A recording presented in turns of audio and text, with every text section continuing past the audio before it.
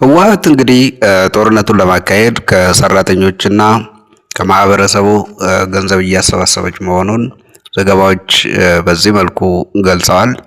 እንግዲህ የህብረተሰቡን ሰላም የሚያመጣ እርምጃ ከመውሰድ ይልቅ ህዝቡን በጦርነት የማስፈጀት ዓላማ የያዘችው ህወሓት በዚህ ሰሞን አዲስ ግዳጅ በትግራይ ህዝብ ላይ ጥላለች።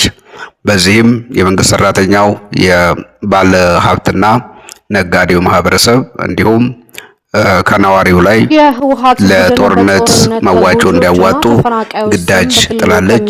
ዜናው ይሄንን ይመስላል። ለጦርነት ዝግጅት ይውላል የተባለ የግዳጅ መዋጮ እየሰበሰበ መሆኑ ተነገረ። በትግራይ ክልል የሚገኙ የመንግስትና የግል ተቋማት ሰራተኞች የደሞዝ መዋጮ እንዲያደርጉ በህወሓት ቡድን በግዳጅ መታዘዛቸውን የሚያመላክተው ደብዳቤ ወጥቷል።